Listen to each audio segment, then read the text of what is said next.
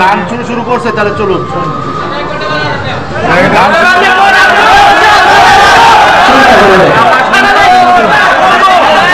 আমরা কেন ওয়াজ বন্ধ করলাম না? এর জন্য গান চালু করে দিছি। এগুলো কি মানুষ? এগুলো কি মানুষ?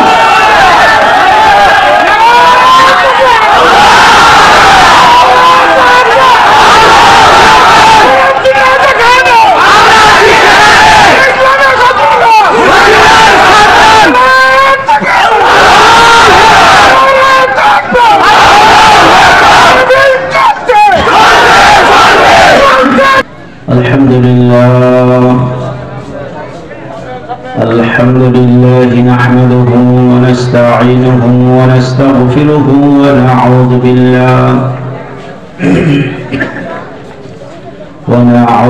بالله من شرور أنفسنا، من يهده الله فلا مضل له ومن يضلله فلا هادي له، ونشهد أن لا إله إلا الله وحده لا شريك له، وأشهد أن سيدنا وحبيبنا ومولانا محمدا عبده ورسوله، فقد قال الله تعالى: إن الله وملائكته يصلون على النبي يا أيها الذين آمنوا صلوا عليه وسلموا تسليما। محبة الشاطئ شباب درود إبراهيم. اللهم صل على محمد وعلى آل محمد। সবাই করেন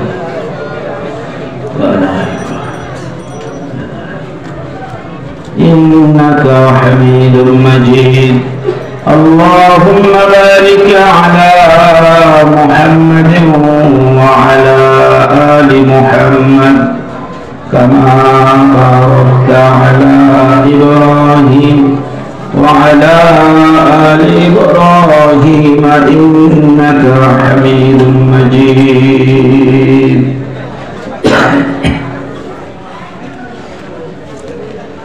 দলওয়ার হোসেন সেলিম মাদ্রাসা ও এতিমখানার উদ্যোগে আয়োজিত ইসলামী সম্মেলনের সম্মানিত সভাপতি, প্রধান অতিথি, বিশেষ অতিথিবৃন্দ, দিগার হযরত উলামায়ে কেরাম, বেরাদার ইসলাম, অত্র এলাকার পর্দার আড়ালের সমন্বতা মা ও বোনেরা, আল্লাহ সুবহানাহু ওয়া তাআলার দরবারে লাখো কোটি শুকর, যিনি আমাদেরকে অত্যন্ত ভালোবেসে মহব্বত করে দ্বীনি মজলিসে কোরআন এবং হাদিসের আলোচনা শোনার জন্য আসার বসার তৌফিক আমাদেরকে দিয়েছেন। এই জন্য মালিকের দরবারে কালিমাত শুকর আদায় করে বলছি আলহামদুলিল্লাহ। মহব্বতের সাথে জোরে সরে বলুন আলহামদুলিল্লাহ। আমি আপনাদেরকে অনুরোধ করব উঠা বসা যেন আমরা না করি। এখন থেকে শুরু করে আধা ঘন্টা মানে 30 মিনিট আমাকে কারা কারা সময় দিতে পারবেন একটু হাত উঁচু করে দেখা যাবে খুশি। আল্লাহ তুমি কবুল করো, আমরা সবাই বলে আমি 11:25 পর্যন্ত টাইম নিলাম, 5 মিনিট কম 11টা বাজে। এই 30 মিনিটের ভিতরে আমরা ইনশাআল্লাহ কেউ উঠা বসা করব। বাহিরে যারা আছি আমি আপনাদেরকে অনুরোধ করব, ভিতরে যেহেতু জায়গা আছে, যারা কষ্ট করে না থাইকা 30টা মিনিট বসে আলোচনা শোনা। 30 মিনিট পরে আলোচনা ইনশাআল্লাহ আরো 30 মিনিট করার চিন্তা ফিকির আছে, কিন্তু ওই সময় আপনারা চলে গেলেও আমি আর আপনাদেরকে বলবো না যে বসে আলোচনা শুনে, বুঝলেন নাই? কিন্তু 30টা মিনিট আপনাদের কাছ থেকে আমি সময় নিলাম, এর ভিতরে পসরাকে ধরলেও ইনশাআল্লাহ আমরা উঠা বসা করব না।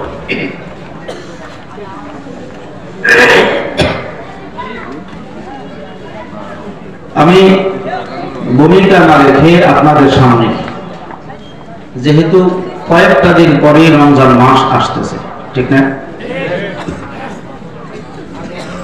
ভূমিকা রেখা 10 মিনিট কাটানোর চেয়ে একটা হাদিস বলা অনেক উত্তম, এটা আমি মনে করি।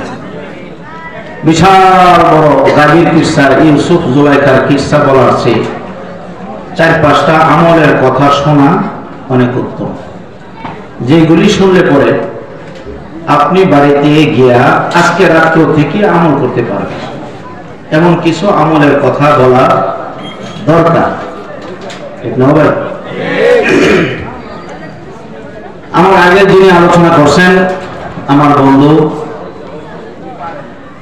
দীর্ঘদিনের বন্ধু জনাব হযরত মাওলানা কবির হোসেন নুরানী সাহেব, আল্লাহ পাক ওনার হায়াতের মধ্যে বরকত দিন, আমরা সবাই বলি আমিন।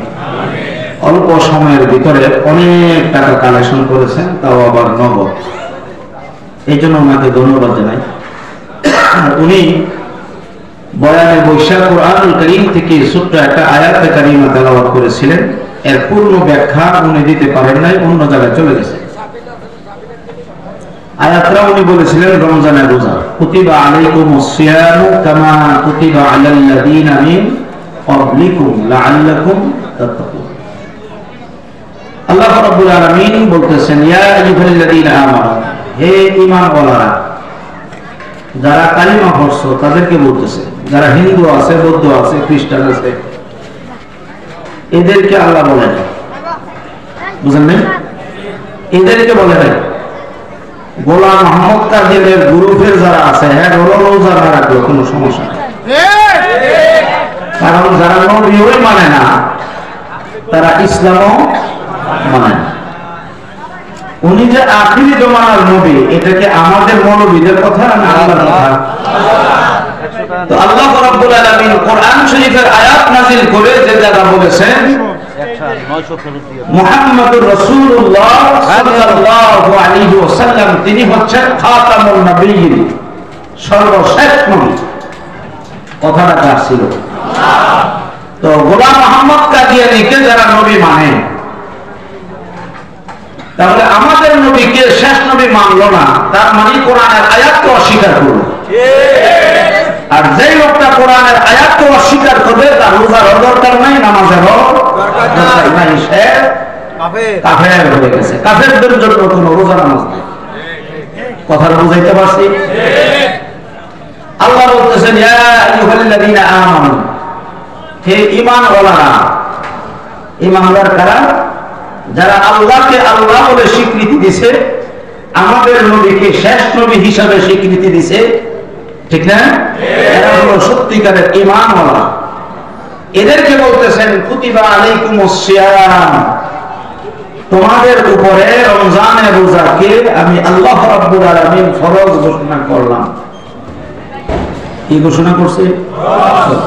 কামা কুতিবা আলাল্লাযীনা মিন ক্বাবলিকুম, মন খারাপ যেন না হয়, এই জন্য আল্লাহ জানাই দিয়েছে, শুধু কি তোমাদের উপর রমজানের রোজা কি ফরজ করছি?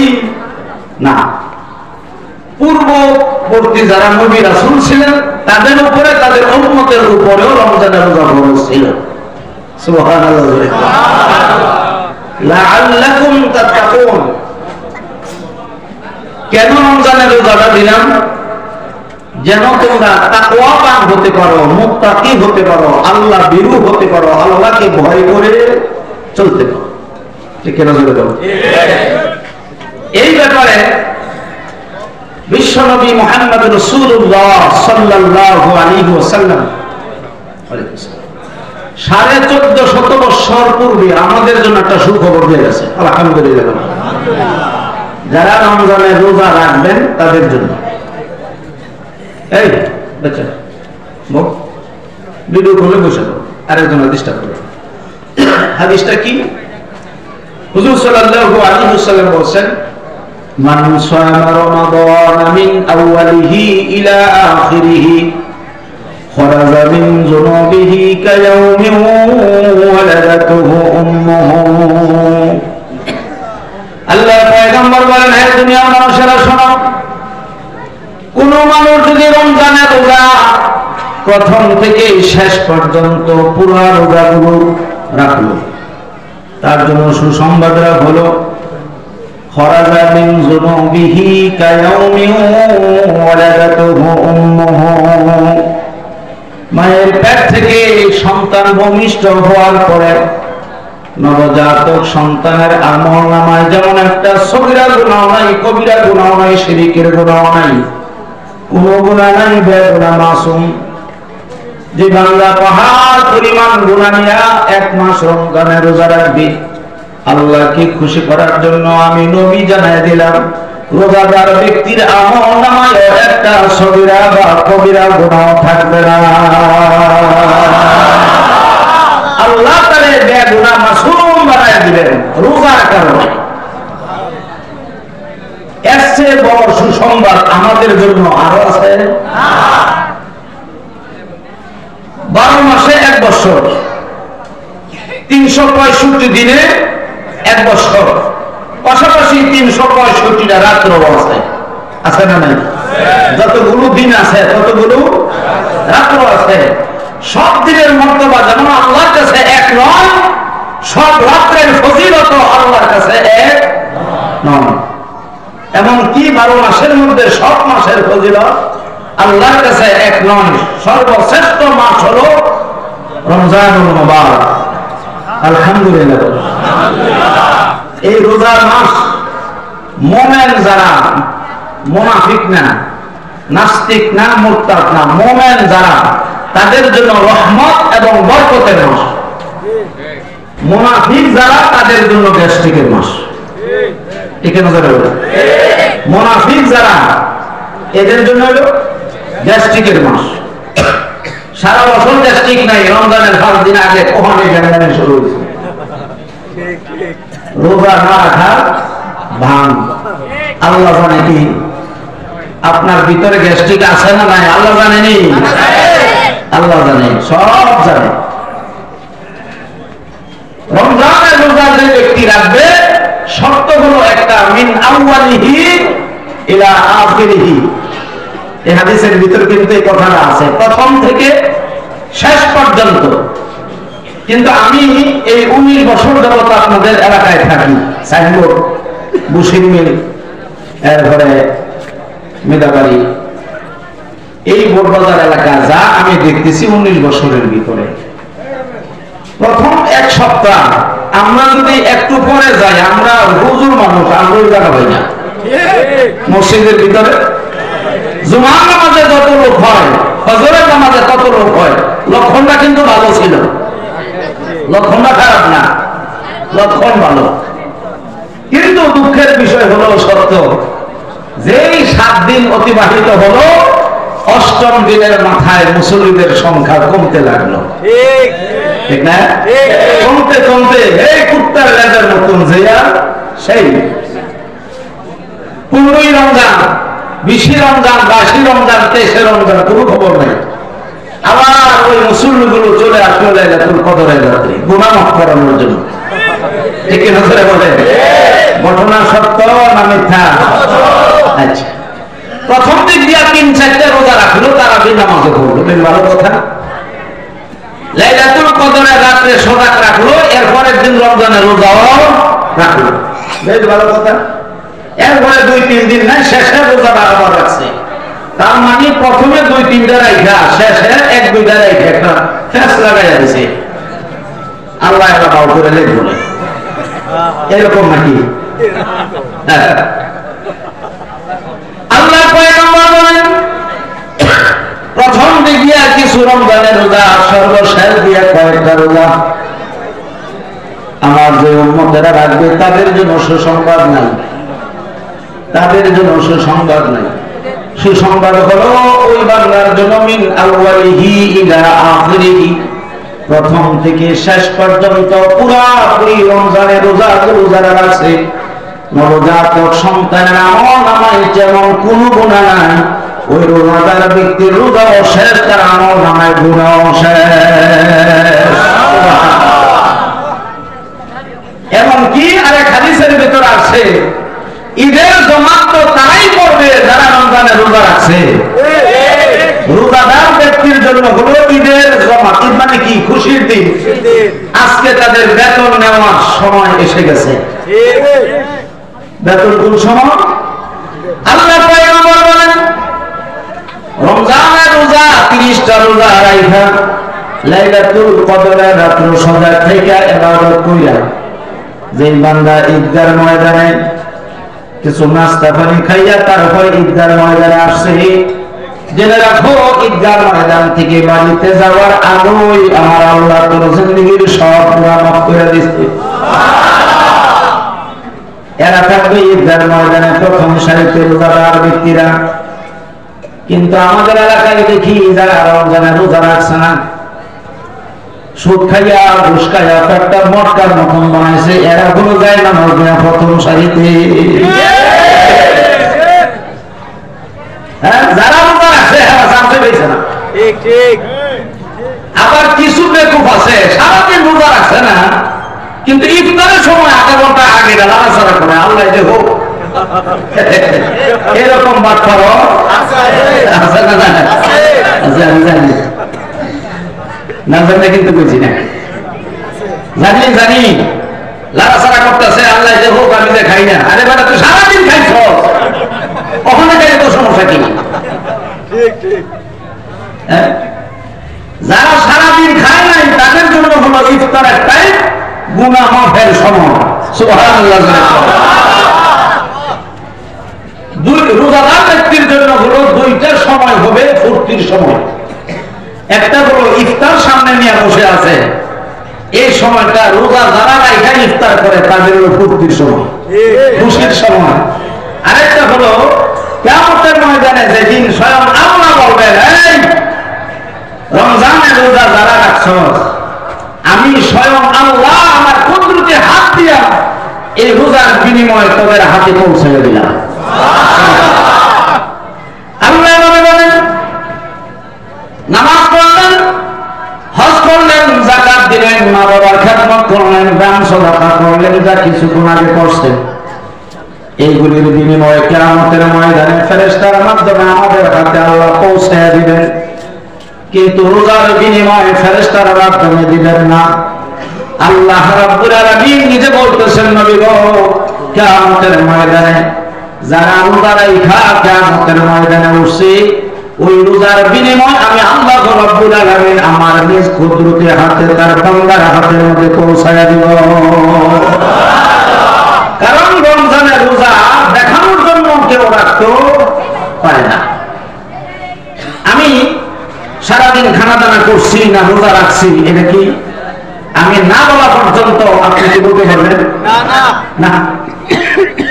নামাজ লোক দেখানো করা যায়, দান সাদাকা লোক দেখানো করা যায়, হজটা লোক দেখানো করা যায়, যাকাত লোক দেখানো দেওয়া যায়। কিন্তু আল্লাহ হাবিব বলেন একমাত্র রমজানের রোজা লোক দেখানো করা যায় না। এটা যে রাখে সে একমাত্র আল্লাহকে খুশি করার জন্য রাখে। তার কারণ হলো রমজানের রোজা রাখা অবস্থায় যোহরের নামাজ পড়ার পরক্ষণে 2টা বাজে, 3টা বাজে, 3:30 বাজে, প্রচন্ড ক্ষুধা, আবার গরমের সিজনে রোজা রাখার কারণে পানির পিপাসা, বাংলা টয়লেটের ভিতরে গেছে, টয়লেটের ভিতরে সাপ্লাই পানির ব্যবস্থা আছে না নাই? ইচ্ছে করলে টয়লেট করা অবস্থায় 1-1.5 লিটার পানি সে বান্দা পান করতেও পারে। দুনিয়ার কোনো মানুষ তাকে দেখবে না, তার পরিবারের সদস্যরাও দেখবে না, দেখবে একজন। আরো জোরে বলেন তিনি কে? আল্লাহর হাবিব বলেন, ও দুনিয়ার মানুষেরা, খাবারের সুযোগ থাকার পরেও খাবার খাইলা না, পানি পিপাসা লাগার পরে পানি পান করার সুযোগ থাকার পরেও পানি পান করলা না, তারপরে একমাত্র শুধুমাত্র এই রোজাটা আল্লাহকে খুশি করার জন্য রাখছো, আল্লাহর ভয়ে তুমি খানা পানি ত্যাগ করছো, জেনে রাখো এই রোজার বিনিময়ে স্বয়ং আল্লাহ কিয়ামতের ময়দানে তোর হাতে দিয়ে দিবে। শুধু তাই না, আল্লাহ নবী বলেন 2টা মরণ আল্লাহর কাছে সবচেয়ে দামি মরণ। 2টা মৃত্যু, মানুষের 2টা মৃত্যু সবচেয়ে দামি মৃত্যু। এক নম্বর হলো আল্লাহর কোরআনের আইন জমিনে বাস্তবায়ন করার জন্য কাফেরদের বিরুদ্ধে, মুনাফিকদের বিরুদ্ধে, নাস্তিকদের বিরুদ্ধে মুমিনরা যুদ্ধ করতে করতে মিশর গিয়া মারা গেল, যুদ্ধের ময়দানে গিয়া মারা গেল। আল্লাহ রাসূল বলেন এই মৃত্যুটা আল্লাহর কাছে সবচেয়ে দারুণ মৃত্যু। এই মৃত্যুর ব্যাপারে স্বয়ং আল্লাহ সূরাতুল বাকারায় ঘোষণা করছে, ওয়ালা তাকুলু লিমান ইউকতালু ফি সাবিলিল্লাহি আমওয়াত বাল আহইয়াউ ওয়ালাকিন লা তাশউরুন। আল্লাহু আকবার। আপনি জানাই দেন আমার দিন কায়েমের জন্য কোরআনের আইন বাস্তবায়ন করার জন্য যারা সংগ্রাম কইরা যুদ্ধের ময়দানে মারা গেল তাদেরকে জনগণ যেন মৃত না বলে, মৃত যেন না বলে, বাল আহইয়া, বরং আমি আল্লাহ জানাই দিলাম কবরের ভিতরে কিয়ামত পর্যন্ত শহীদ ব্যক্তি জিন্দা। রক্তমাখা অবস্থা তাদেরকে দাফন করা হয়, গোসল না দিয়ে তাদেরকে দাফন করা হয়। তো কিয়ামতের ময়দানে রক্তমাখা অবস্থায় যখন আল্লাহর দরবারে হাজির হয়ে যাবে, আল্লাহ ডাকবে বলবেন, ও বান্দারা, তোমার পিছনে দেখা যায় রক্ত, সামনে দেখা যায় রক্ত, মাথা থেকে ফিনকি দিয়া রক্ত বের হইতেছে, এগুলি কিসের আলামত? আল্লাহ ভালো করে জানে। তারপর বান্দার জবান থেকে কথাটা শুনবেন। আল্লাহর হাবিব বলেন, তখন শহীদি ব্যক্তি বলবে, রব্বুল আলামিন, তোমার জমিনে তোমার দিন কায়েম করতে গিয়া, সংগ্রাম করতে গিয়া যে মারা গেলাম, আমি যে শহীদ হয়ে গেলাম, রক্ত মাখা অবস্থায় আমায় কবরস্থ করা হয়েছিল, কিয়ামতের ময়দানে রক্ত মাখা জামাটা নিয়ে তোমার দরবারে হাজির হয়ে গেছি। আল্লাহু আকবার। আল্লাহর হাবিব বলেন, কিয়ামতের ময়দানে আল্লাহ রাব্বুল আলামিন ডাকতে বলবেন, ও বান্দা, সবচেয়ে মূল্যবান যে জিনিসটা ছিল তোর জীবনটা, এই জীবনটাই আমি আল্লাহকে খুশি করার জন্য দিছস। যারে বান্দা যা, কিয়ামতের ময়দানে তোর কোনো হিসাব দেব না, বিচার করব না, বিনা হিসাবে বিনা বিচারে আমি আল্লাহ তোরে জান্নাত দিয়ে দিলাম। তিরমিজি শরীফের ভিতরে আছে, তাদেরকে 6টা পুরস্কার দেওয়া হবে। 1 নম্বর পুরস্কারটা ছিল, লোকটা যখন মৃত্যুবরণ করে রূহ বের হওয়ার আগে আল্লাহ জানায় দেন, ও আজরাইল, এখন তুমি তার রূহ বের করবা, রূহ ছিনে নিয়ে আসবা, আমার বান্দা যেন টের না পায়। এই জন্য জান্নাতের সুরত, জান্নাতের নমুনা আমার বান্দার চোখের সামনে ঘুরাইতে থাকো।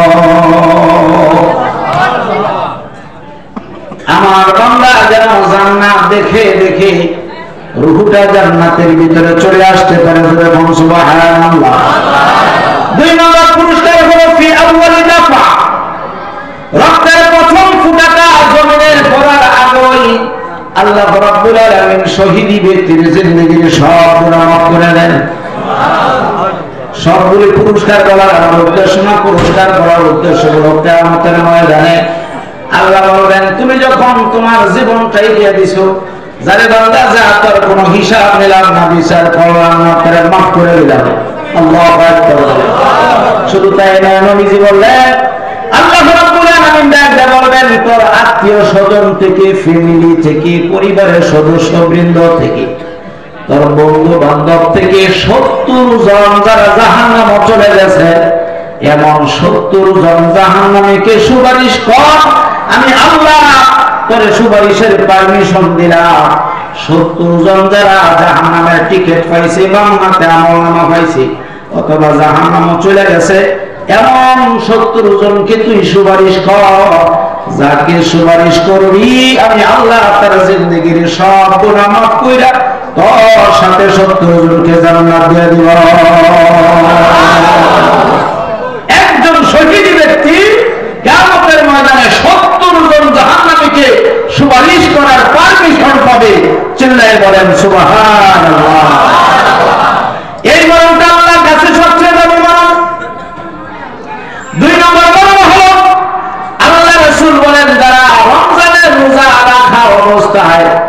মৃত্যুবরণ করল।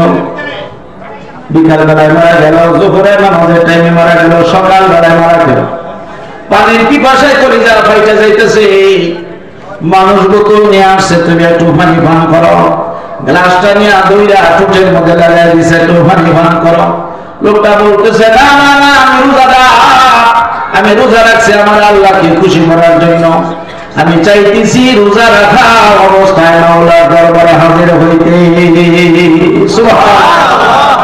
আমার এক চাচি আমার বাড়ির সাথে মারা গেছে, মুরব্বী মানুষ, গত 10-12 বছর আগে। বিকাল বেলায় আসরের টাইম, কিছুক্ষণ পরে ইফতার করবেন। এমন অবস্থায় উনি আসরের নামাজ পড়ে যায়, নামাজে বসে আছে।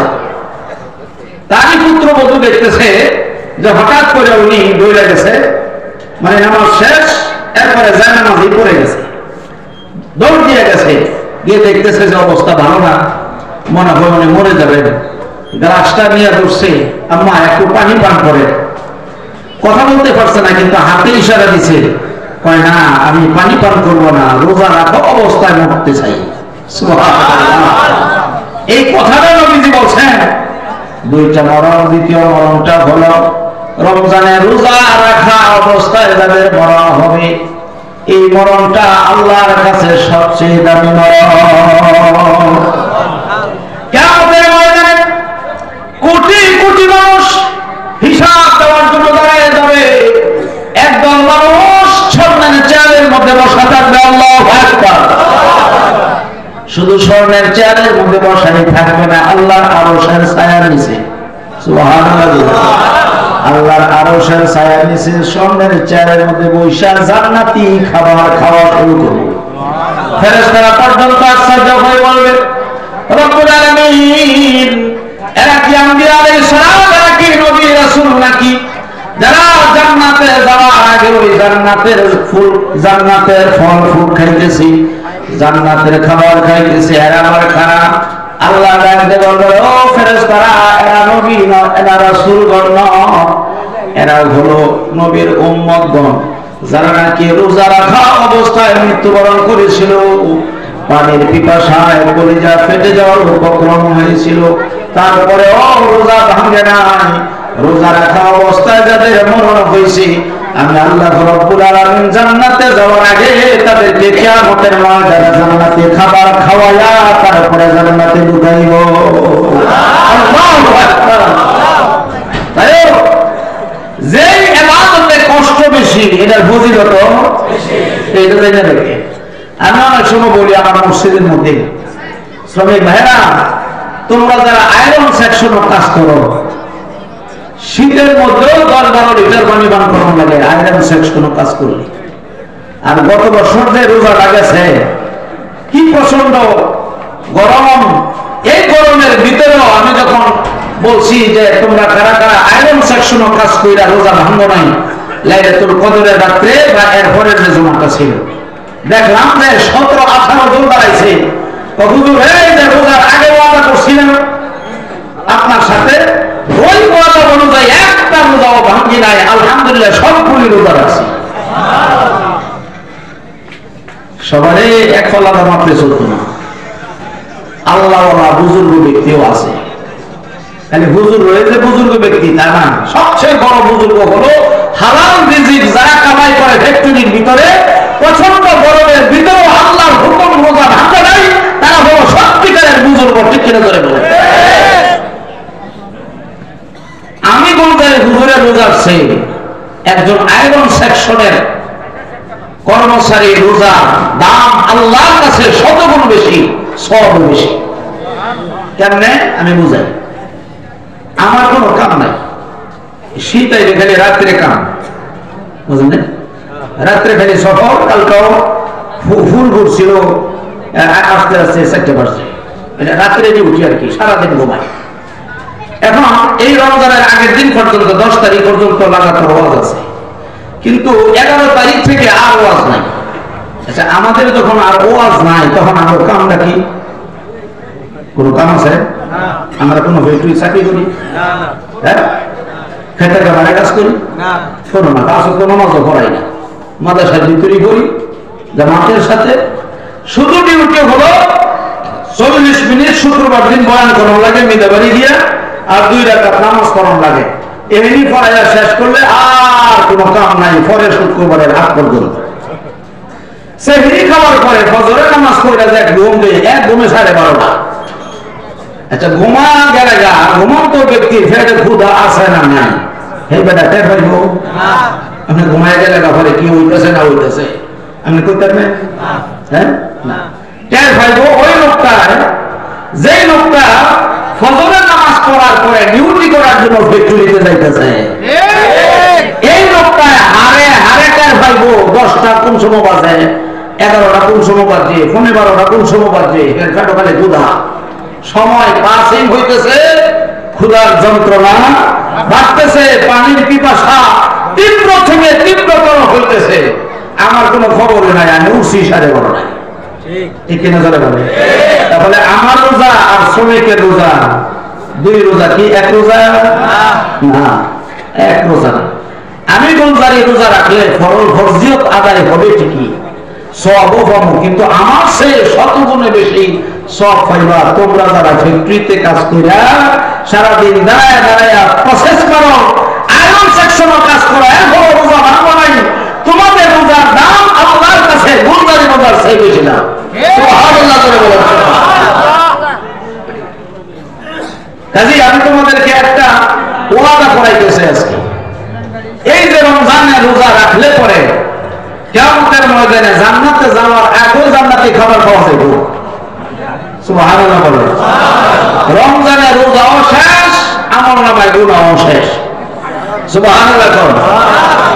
এখানে এমন কোন লোক আছে বলতে পারবেন আমার আমলনামায় কোনো গুনাহ নাই? কেউ বলা সম্ভব? তাহলে গুনাহ যেহেতু আছে আমরা তো অপরাধী, অপরাধী না? তো অপরাধী আমি আসামি।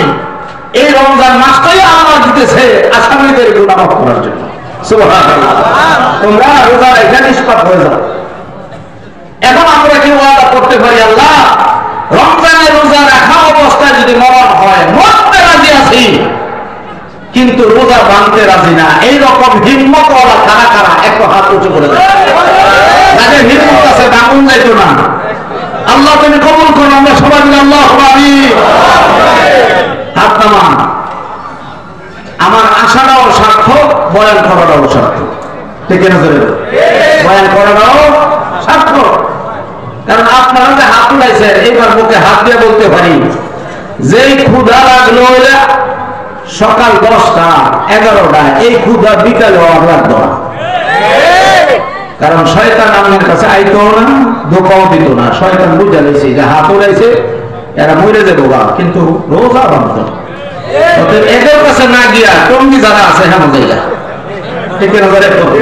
এই বড় বড় এলাকায় শয়তান আইতো না, শয়তান দেখে লেছে এইগুলি ওয়াদা করছে রোজার সামনে মাহফিলের ভিতরে বেড়ার মরে যায় বাবা, কিন্তু রোজা ভাঙত না। আমার সব পরিশ্রম করে আমার পিছনে শয়তানা কিছু লোক আছে, আমার জানা মধ্যে কিছু লোক আছে সেহরি খাওয়ানোর সময় নিয়ত 2 নম্বর যে পেটে যদি বেশি ক্ষুধা লাগে তো খাই না।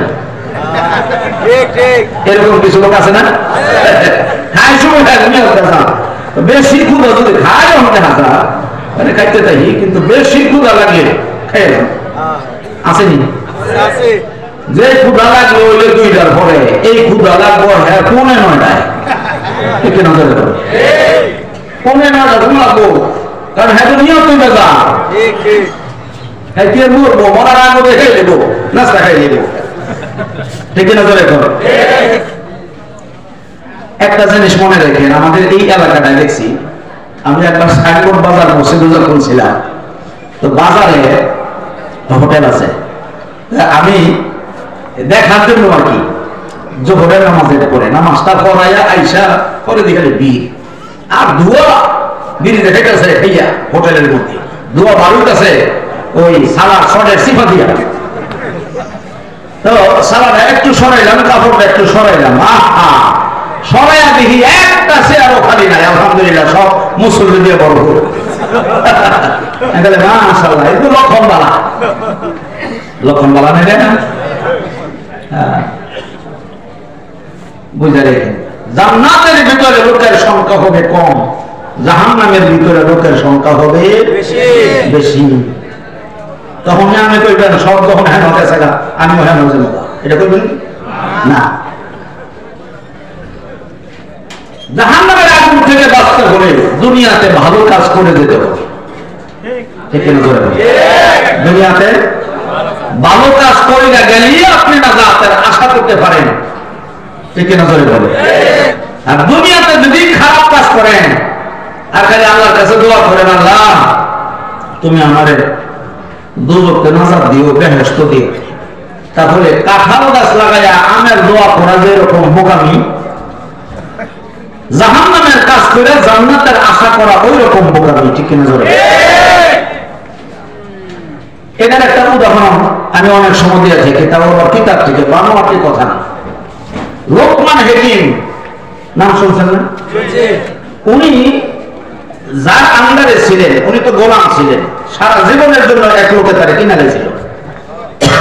তো ওই মনির যখন, মনির তো ধনী ছিল, উনি ছিল চাকর গোলাম, তো ওনাকে বলছে লোকমান হাকিম একটা কাজ করো, এই যে 1 কেজি পরিমাণ সরিষা দিলাম, সরিষার দানা, এইগুলি গিয়া এই বপন করবো, বাইনা জমিনের মধ্যে বাইনা। তো জমিনটা দেখাই দিছে, তো উনি গিয়া বানানো শুরু করছে। কিন্তু সরিষার দানা না বানাইয়া উনি 1 কেজি বা 2 কেজি পরিমাণ তিল নিয়ে বানাইয়া বানিয়ে করছে। মনিবি কইছে সরিষার দানা বানাইতো, আর এলে বানাইছে তিল। ওখানে কি সরিষার দানা হইব? হইব কি তিল? ভালো করে বুঝে 10-12 দিন যাওয়ার পরে যখন দেখছে মনিবে গুরুত্ব দিয়া, একটা সরিষার গাছ নাই, সব তিলের গাছ, বুঝলেন না? যেটা করছে এটা বলবো অন্তারে দায়িত্ব রয়েছে। লোকমান হাকিম, আমার জানা মতে এই এলাকা, এই দেশে সবচেয়ে জ্ঞানী, সবচেয়ে গুণী, সবচেয়ে বুদ্ধিমান হইলা তুমি, আমার জানা মতে মনে পড়তেছে। এলাকার সবার জানে তুমি একজন জ্ঞানী গুণী মানুষ, তোমার কথাবার্তা, চাল চলন, জীবনে তোমাকে মিথ্যা কথা বলো নাই, যদিও চেহারা কালা বেগা কিন্তু ভিতরে সাদা। কাজী তোমার কোন চরিত্রের মধ্যে কোন স্পট নাই, কোন দাগ নাই, জীবনে মিথ্যা কথা বলো নাই। তাহলে তুমি আজকে যে কাজটা করলা এসে বোকামির কাজ আমার মনে হয়, আর জীবনে তুমি করছো না, আমার জীবনে আমি দেখছি। কোনটা আমি কইছিলাম তোমার সরিষার দ্বারা বেনিটা, তুমি কি করছো? এটা তুমি যে তিল বেনে কি করছো? উনি কি জবাব দিছে জানেন? উনি জবাব দিছে, বস আমি মনে করছিলাম তিল বানাইলে ওই সরিষা হইব, বুঝলেন? আমি মনে করছিলাম তিল বানাইলে সরিষা হইব। বুঝে তারে ওইভাবে বুঝাইতে হয়, ঠিক কিনা? যারা বলে কেউ আছে কোরআন হাদিসের আয়াত বলে হে বিশ্বাস করতো না, হ্যাঁ যুক্তি দিয়া বুঝাইতে হবে ইসলাম কি জিনিস, ঠিক কিনা? যারা বলে তো মনে এই পর্যন্ত সবক দিছে, অনেক সবক দিছে ইসলাম সম্পর্কে, বুঝে নাই। এই জন্য উনি একটা বিকল্প রাস্তা বের করছে। তো মনে করতেছে বেকুব কোথাকা বাইর নাইছো তুমি তিল, আর তুমি কইতেছ যে এই তিল বানাইলে সরিষা হইল, এটা কি ওইল কথা? হ্যাঁ, সরিষার দ্বারা বানাইলে বপন করলে বোঝা গেল যে সরিষার দ্বারা থেকে সরিষার গাছ হইব, তিল বানাইলে তিলের গাছ হইব। অনেক তুমি বানাইছো তিল, আর তুমি কইতেছো তিল বানাইছি, আমি মনে করছি তিল বানাইলে সরিষা হইব, এটা কোনো কথা হইল? বুঝলেন নাই? এইবার লোকমান হাকিম বলতেছে, বস সরিষার দানা বপন করার পরে, তিলের দানা বপন করার পরে যদি সরিষার গাছের আশা করা না যায়, সারা জীবন ভর আপনি জাহান্নামের কাজ কইরা আপনি দেখে আল্লাহর কাছে মাঝে মধ্যে জান্নাত চান, তাহলে জাহান্নামের কাজ কইরা জান্নাত চাওয়া কিরকম বোকামি। জ্ঞান খুলে দিছে। তিলের দানা বপন করে যদি সরিষার গাছের আশা করা না যায়, অথবা সরিষার দানা বপন করে যদি তিল গাছের আশা করা না যায়, তাহলে জাহান্নামের সারাটা দিন জাহান্নামের কাজ করেন, জাহান্নামের কাজ কইরা জান্নাতের আশা দিয়ে আপনি করেন, এটা কি আপনার জন্য বোকামি নয়? সুবহানাল্লাহ বলে। এইবার মনে চোখের পানি ছেড়ে দিয়া বলতেছে, ও লোকমান হাকিম, ঠিক আছে তুই আমারে আসলে তিলের দানা বপন করিস না, তুই আমারে সবক দিছস। সারা জীবন কাজ করি, সারা জীবন জিনা করি, সারা জীবন মানুষের অন্যায় আচরণ করি, মানুষের সাথে যত গুনার কাজ করি, এমন কোন গুনাহ নাই যে কাজটা আমি করি নাই। আবার রাত্রের বেলা অনেক সময় আল্লাহর কাছে আল্লাহর জান্নাত চাই, দুজকের কাজ কইরা জান্নাত চাওয়া যেরকম বোকামি, তাহলে তিল বপন কইরা সরিষার আশা করা ওই রকম বোকামি। সুবহানাল্লাহ। মনে তওবা করে খাঁটি মুসলমান হয়ে গেছে যে তুমি তো আমার জ্ঞান খুঁজে দিছ, জ্ঞান খুঁজে দিছ তুমি। সারা জীবন আমি জাহান্নামের কাজ করি আর রাত্রে শোয়ার সময় আল্লাহর কাছে জান্নাত চাই, জাহান্নামের কাজ করে জান্নাত চাওয়া এরকম বোকামি, তিল বপন কইরা সরিষার গাছের আশা করাটাও বোকামি। ঠিক কিনা জোরে বলে? কাজে জান্নাতে যেতে হলে জান্নাতের কাজকর্ম কইরা তারপরে যেতে হবে। ঠিক কিনা জোরে বলে? আমার আলোচনা আমি আর সামনে আগাইতে পারতেছি না, শেষ করে দিচ্ছি। তবে দুইটা আমলের কথা বলবো। কয়টা? খুব খেয়াল করে শুনবে। এইখানে আমরা যারা আছি, আমরা কি সবাই হজ করছি? হ্যাঁ, অনেকে মনের ভিতরে আশা, আল্লাহ গো খানায় খাবার কথা খালি শুনি, কিন্তু খানায় খাবারটা যে কি রকম জীবনে দেখলাম না। নবীর কথা শুনি, নবীর মহব্বত আছে, সুন্নতের আমল করি, কিন্তু নবীর রওজাটা জীবনে দেখলাম না। আছে না? মনের মধ্যে একটা আশা আছে না? আল্লাহর পয়গম্বর বলেন কিয়ামত পর্যন্ত এই পৃথিবীতে আমার উম্মতরা আসবে, অনেকে গরিব, অনেকে ধনী, অনেকে মধ্যবিত্ত। মন আছে কিন্তু ধন নাই। মন আছে সৌদি আরব যাওয়ার জন্য, খানায় কাবা তওয়াফ করার জন্য, আমার কবরের পাশে দাঁড়ায় আমাকে সালাম দেওয়ার জন্য মন কাঁদবে, কিন্তু জীবনও যাইতে পারবে না। আমি তাদের জন্য, গরিব যারা আছে তাদের জন্য দুইটা আমল রেখে গেলাম। একটা আমল তুমি যদি করো, দুনিয়ায় থাইকা, ঘরের ভিতরে থাইকা প্রত্যেক দিন তুমি হজের সওয়াব অর্জন করতে পারবা। হাদিসটা তিরমিজি শরীফে আছে। আল্লাহর পয়গম্বর বলেন, মান সাল্লা সুবহা ফি জামাতিন সুম্মা ইয়াযকুরুল্লাহ হাত্তা তাতলু আশ-শামস। মা বোনেরা যারা মাইকের মাধ্যমে আমার আলোচনা শুনছেন, আপনারা আমল করবেন। আল্লাহর পয়গম্বর বলেন, ফজরের নামাজ পড়ার পরে সূর্য কি সাথে সাথে উদয় হয়? কয়েকটা মিনিট পরে উদয় হয়নি। যে পর্যন্ত সূর্য উদয় না হবে, ফজরের নামাজ পড়ার পরে ওই জায়গা নামাজে বসে আপনি আল্লাহর জিকির করবেন, লা ইলাহা ইল্লাল্লাহ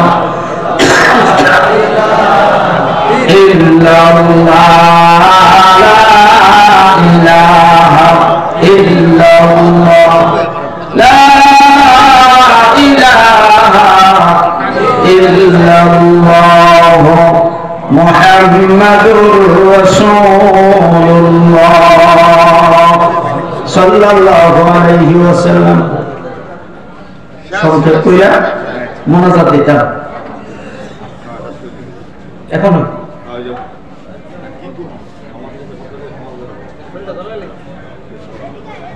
সংক্ষেপ বলতে কয় মিনিট আমার বলে দেন। এখন 11:35 বাজে, তাহলে ফিনিশ করে দিন, দোয়া করে দিব। আর 25টা মিনিট কি করা যাবে না?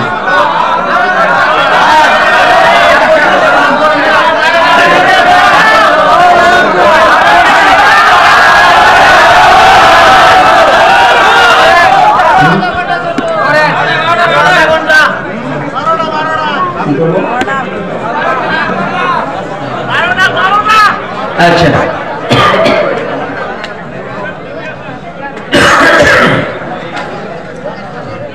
আমরা সাধারণত গাজীপুরে যারা আছি 12টার আগে আমরা ঘুমাই না, টেলিভিশন দেখা ছাড়া। শ্রেষ্ঠলা আড্ডা মারি 12টার পরে ঘুমাই। ঠিক না? ধরে বলে আমি কয়েকটা মিনিট উনি যেহেতু সংক্ষেপ করার কথা বলছেন, ইনশাআল্লাহ আমি সংক্ষেপ করে দিব, সামনে আগাইব না। তবে দুইটা আমলের কথা বলতেছিলাম। দুইটা আমল করলে ঘরের ভিতরে চাইতে হজের সব কামানো যায়। সুবহানাল্লাহ। এটা আমাদের, আমরা যারা মুসলমান, হিন্দু না, আমাদের প্রত্যেকের এই আমলটা শোনা জরুরি এবং আমল করা জরুরি, ঠিক না? জোরে বলেন। আর যদি কেউ হিন্দু থাকে তার জন্য ভিন্ন ব্যাপার, সে অন্য ধর্মের অনুসারী। কিন্তু মুসলমানের সন্তান যদি হয় তাহলে আমলের দরকার, আর সেই আমলের কথাই আমি বলতেছি, ঠিক না? জোরে বলেন। কয়েকটা মিনিট। আল্লাহ রাসূল কি বলছেন?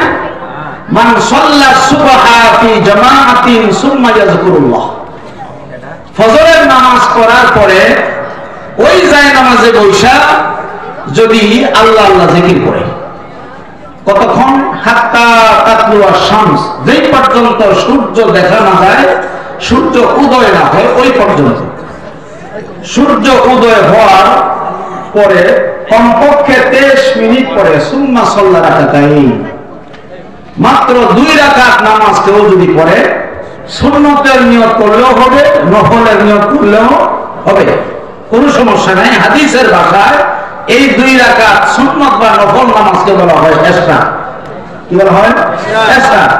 আরেক হাদিসের ভিতরে আসছে 4 রাকাত, কিন্তু এই হাদিসের ভিতরে আসছে সুম্মা সাল্লা রাকাতাইন, মাত্র 2 রাকাত।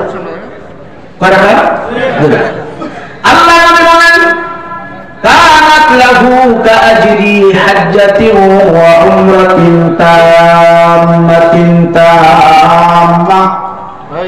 ফজরের নামাজ পড়ার পরে 2 রাকাত নফল অথবা সুন্নাত নামাজ এই ব্যক্তিটাই পড়বে, তাদের আমলনামায় একটা কবুলিয়ত বড় হজের সওয়াব আর একটা কবুলিয়ত উমরা হজের সওয়াব, 2টা হজের সওয়াব আল্লাহ বান্দার আমলনামায় সকাল বেলায় উঠায়া দেবে। সুবহানাল্লাহ। এই আমলটা দরকার আছে না নাই? ফজরের নামাজ পড়া না পড়া? ফজরের নামাজ পড়ার পরে কয় রাকাত? 2 রাকাত। এই 2 রাকাত যে কোনো সূরা দিয়া পড়তে পারবেন। আল্লাহ রাসূল বলেন একটা কবুলিয়ত বড় হজের সওয়াব আর একটা কবুলিয়ত উমরা হজের সওয়াব, 2টা হজের সওয়াব আল্লাহ রাব্বুল আলামিন তোমার আমলনামায় উঠায়া দিবেন। এটা হলো 1 নম্বর, সংক্ষেপে বলি। 2 নম্বর হলো যাদের ঘরের ভিতরে বৃদ্ধ বাবা আছে, যাদের ঘরের ভিতরে বৃদ্ধা মা আছে, আল্লাহ রাসূল বলেন বৃদ্ধ বাবার চেহারার দিকে তুমি যদি নেক নজরে একটা বার তাকাও, একটা কবুলিয়ত নফল হজের সওয়াব মহান আল্লাহ সাথে সাথে বান্দা তোর আমলনামায় উঠায়া দিও। সুবহানাল্লাহ। তুমি যদি তোমার বৃদ্ধ বাবার চেহারার দিকে দৈনিক বারবার তাকাও, 10টা কবুলিয়ত নফল হজের সওয়াব তোমার আমলনামায় ফেরেশতা উঠায়া দিবে। মার চেহারার দিকে 20 বার যদি তাকাও, 20টা হজের সওয়াব তোমার আমলনামায় লেখা হবে। একজন সাহাবী দাঁড়ায় বলতেছেন ইয়া রাসূলুল্লাহ, ওগো নবীজি, কোন মানুষ যদি, কোন সন্তান যদি দৈনিক তার মা বাবার চেহারার দিকে 100 বার তাকায় তাহলে সওয়াব কতটুকু পাবে? আল্লাহ রাসূল বলেন 100 বার কোন সন্তান যদি মা বাবার চেহারার দিকে দৈনিক তাকায় তাহলে দৈনিক 100টি কবুলিয়ত নফল হজের সওয়াব মহান আল্লাহ সন্তানের আমলনামায় দিয়ে দিবেন। আল্লাহ নবী বলেন 3টা লোকের দোয়া ডাইরেক্ট কবুল। একটা হলো মাজলুম ব্যক্তির দোয়া, আরেকটা হলো মুসাফিরের দোয়া, আরেকটা হলো তোমার ঘরের ভিতরে যে মা আছে আর বাবা আছে, এই 2টা লোকের দোয়া আল্লাহ দরবারে বিনা পর্দায় 7ম আসমান ভেদ কইরা আল্লাহর আরশ পর্যন্ত পৌঁছিয়া যায়। সুবহানাল্লাহ। এইজন্য আল্লাহ রাসূল বলেন হুমা জান্নাতুকা ওয়া নারুকা, তোমাদের মা বাবাই তোমাদের জান্নাত, তোমাদের মা বাবাই তোমাদের জাহান্নাম। সাহাবায়ে কেরাম উল্টা প্রশ্ন করলেন ইয়া রাসূলুল্লাহ, মা বাবা জান্নাত মা বাবা জাহান্নাম বুঝলাম না, কথাটা একটু বুঝায় বলেন। আল্লাহ রাসূল বলেন মা বাবার দোয়া নিবা, মা বাবার খেদমত করবা, তো মরণের সাথে সাথে মাওলার দিদার নসিব হয়ে যাবে। আর তুমি যতই নামাজ পড়ো, রোজা রাখো, হজ করো, যাকাত দাও, যত ইবাদত বন্দেগী করো না কেন, তোমার প্রতি যদি তোমার মা বাবা নারাজ থাকে, জেনে রাখো তোমার ওই ইবাদত বন্দেগী দিয়া পশ্চিম কালেও তুমি মাওলার জান্নাত যেতে পারবে না। তার মানে হলো মা বাবা নারাজ, আল্লাহ নারাজ, মা বাবা খুশি, আল্লাহ খুশি। জোরে করো সুবহানাল্লাহ। বাপ মার দোয়া যে কবুল হয়, এই সর্বশেষ এই ছোট্ট একটা ঘটনা দিয়া আমি দোয়া করে দেব ইনশাআল্লাহ। যারা বসে আছেন, দাঁড়িয়ে আছেন, সবাই আলোচনাটা শোনার চেষ্টা করবেন। মার দোয়া যে কবুল হয়, বাবার দোয়া যে কবুল হয়। আজকে আমাদের এই বাংলাদেশে, আমাদের গাজীপুরে বৃদ্ধাশ্রম আছে না? আছে। অনেক যুবকরা মা বাবার খেদমত কি জিনিস না বুঝার কারণে, না জানার কারণে, তারা যে কত বড় নিয়ামত না বুঝার কারণে বৃদ্ধাশ্রমে তাদের মা বাবাকে দিয়ে আসতেছে। ঠিক কিনা? তুমি জেনে রাখো, বৃদ্ধাশ্রমে থাইকা যদি তোমার মা আল্লাহকে আল্লাহ বলে একটা ডাক দেয়, আল্লাহ চলো আমার সন্তান, গান শুরু করছে, তাহলে চলুন।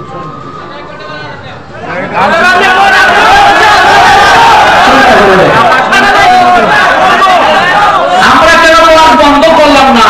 এর জন্য গান চালু করে দিছি। এগুলো কি মানুষ? এগুলো কি মানুষ?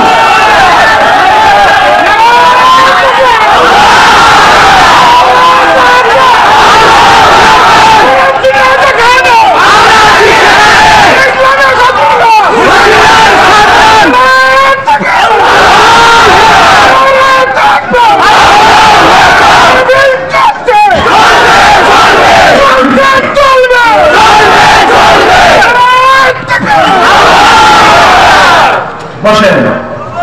আমরা এখানে বাংলাদেশে যেখানে 95% মুসলমান বর্তমানে আছে, ঠিক কিনা যাবে বলে, সেই দেশে আমরা কোরআনের কথা বলতে পারি না, আমাদেরকে বাধা সৃষ্টি করা হয়।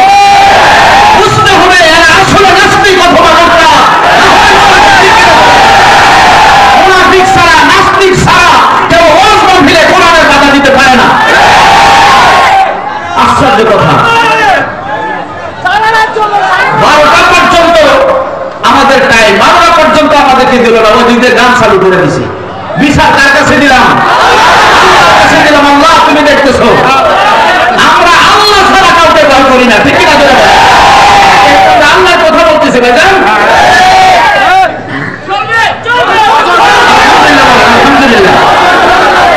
আমরা আমাদের এই নেতাজির জন্য অন্তরের অন্তরস্থল থেকে দোয়া করি। উনি একটা কথা বলছেন, গান যেহেতু শুরু হয়ে গেছে, ও তো চলবে ইনশাআল্লাহ। আল্লাহ কবুল করুন, আমরা সবাই বলি আমিন। আল্লাহ যদি বিচার করে, তাহলে এই বিচার হবে সত্য বিচার, ঠিক কিনা? এই জন্য বিচার আমাদের হাতে না উঠাইয়া আল্লাহর কাছে দিয়ে দিলাম। যে কথাটা বলতেছিলাম, হুজুর সাল্লাল্লাহু আলাইহি ওয়াসাল্লাম ভেতরে আছেন, আমি 12টা পর্যন্ত আলোচনা করবো, আর 15 মিনিট ইনশাআল্লাহ। ভিতরে আসেন, একটু জিকির করেন লা ইলাহা ইল্লাল্লাহ, লা ইলাহা ইল্লাল্লাহ,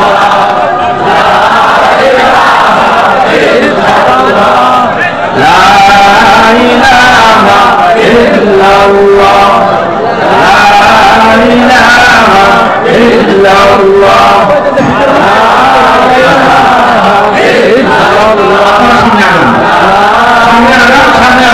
এক দুই ঘন্টা খালি না থাকে, সামনে আজান, বাহিরে আপনার ভিতরে প্রবেশ করে।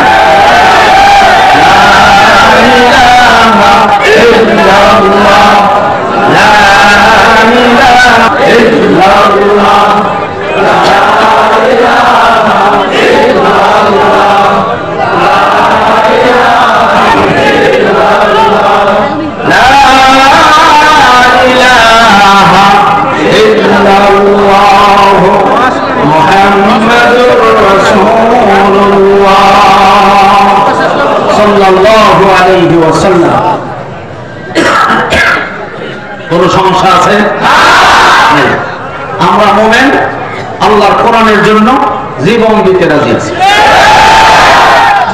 ইনশাআল্লাহ বলেন ইনশাআল্লাহ মরণ একদিন হবে কিনা আজ হোক কাল হোক মৃত্যু একদিন হবে সবচেয়ে ভালো মৃত্যু হলো শহীদের মৃত্যু এই জন্য ওমর রাদিয়াল্লাহু তাআলা দোয়া করতেন আল্লাহুম্মা রযুকনি শাহাদাতান ফি সাবিলিকা ওয়াজআল মাউতি ফি বালাদি রাসূলিক রব্বুল আলামিন মরণ তো একদিন হবে জ্বর দিয়া ঠান্ডা দিয়া আমাশা দিয়া রাস্তায় ফলাইয়া মরণ দিও না আয় আল্লাহ মরণ যখন একদিন হবে শহীদি মরণ দিও যেন শহীদি হওয়ার সাথে সাথে তোমার দিদার নসিব হয়ে যায় আমরা তো ওই শহীদি মরণ চাইতেছি ঠিক কিনা যে কথা বলতেছিলাম তারা তাদের গান বাজা আমরা আমাদের ওয়াজ খুব খেয়াল করে শুনবেন 15 মিনিটের আলোচনা হুজুর সাল্লাল্লাহু আলাইহি ওয়াসাল্লামের একটা হাদিস থেকে ছোট্ট একটা হাদিস ঘটনার মাধ্যমে আপনাদেরকে জানাই দিতেছি মার দোয়া আর বাবার দোয়া যেটা বলবো কার দোয়া মার দোয়া আর বাবার দোয়া এই দুইটা লোকের দোয়া যে কত কার্যকরী এটা এই হাদিস থেকেই প্রমাণিত হয়ে যাবে আপনারা বুঝতে পারবেন আমরা বিকাল বেলায় সাধারণত আলো বাতাস খাওয়ার জন্য যদি নদী থাকে নদীর পাড় দিয়ে একটু হাঁটাহাঁটি করি না ভাই স্বাভাবিক আচ্ছা অবসর টাইমে হুজুর সাল্লাল্লাহু আলাইহি ওয়াসাল্লাম আসরের নামাজ মসজিদে নববীর ভিতরে পড়া কিছু সংখ্যক সাহাবায়ে কেরামদেরকে নিয়ে উনি রাস্তা দিয়ে হাঁটতেছেন আলো বাতাস খাওয়ার জন্য যেতে যেতে একটা পাহাড়ের পাশে গিয়ে দাঁড়ালেন যেই পাহাড়ের পাশে অনেকগুলো কবরস্থান এই কবরস্থানের পাশে গিয়া আল্লাহর পয়গম্বর হাদিসের ভিতরে আসছে আর সামনে যাইতেছে এক জায়গায় দাঁড়ায় রয়েছে দাঁড়ায়া উনি কাঁদতেছেন চোখ দিয়া পানি পড়তেছে সাহাবায়ে কেরাম আশ্চর্য হয়ে গেলেন আর বলতে লাগলেন ইয়া রাসূলুল্লাহ এতক্ষণ পর্যন্ত আপনি আসলেন আপনার পিছনে পিছনে আমরা আসলাম নবী গো আপনিও কথাবার্তা বলতেছেন আমরাও শুনতেছি হঠাৎ করে আপনি এসে কাঁদতেছেন কারণটা কি আল্লাহ রাসূল কি বলছেন লাউ তা'লামুনা মা আ'লামু লাযহিকতুম ক্বালীলান ওয়া লাবাকাইতুম কাসীরা ওয়া লা তালাযাতুম বিন নিসা'i 'আলাল ফারাশ আল্লাহর পয়গম্বর বলেন হে সাহাবীরা আমি যাহা জানি আমার দিকে তাকান আমি যাহা জানি তোমরা যদি তাহা জানতে আমি যাহা দেখি তোমরা যদি তাহা দেখতে অল্পই হাসতে বেশি বেশি কাঁদতে আমি যখন পাহাড়ের পাশ দিয়া যাইতেছিলাম অনেকগুলো কবর এখানে আছে কিন্তু এই যে কবরটা একটা কবরের ভিতরে আযাব হইতেছে আর কোন কবরের ভিতরে আযাব দেখতেছি না আল্লাহ নবী আঙ্গুল দিয়ে দেখায় দিলেন এই যে কবরটা এই কবরের ভিতরে ভীষণ আযাব হইতেছে রে সাহাবীরা আল্লাহর পয়গম্বর এই কথাটা বলার পরে সাহাবায়ে কেরাম বললেন ওগো নবীজি চলো আমরা সবাই মিলে তার জন্য দোয়া করি আল্লাহ যেন তার কবরের আযাব বন্ধ করে দেয় সুবহানাল্লাহ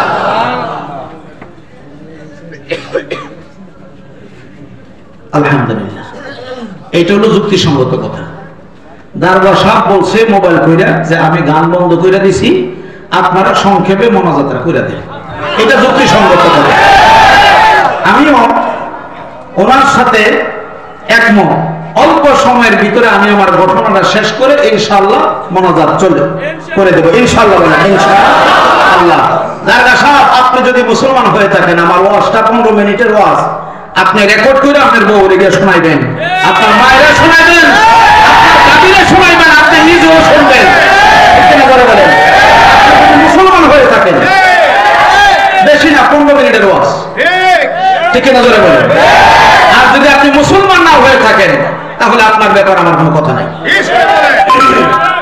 আমি সংক্ষেপ করতেছি আল্লাহর নবী আল্লাহর পয়গম্বর বলতেছেন সাহাবীরা রে আমার সামনে যে কবরটা কবরের ভিতরে আযাব চলতেছে কি চলতেছে সাহাবায়ে কেরাম বললেন হুজুর কেমন আযাব আল্লাহ রাসূল বলেন, হে সাহাবীরা, ওই যুবক ছেলেটার দুইটা পা উপরে বাঁধা, আগুনের শিকল দিয়া বাইন্ধা দুইজন ফেরেশতা আগুনের ছুরি দিয়া দাঁড়ালো, ছুরি দিয়া দুই পা থেকে শরীরের চামড়া সোলায়া সোলায়া নিচে নামাইতেছে।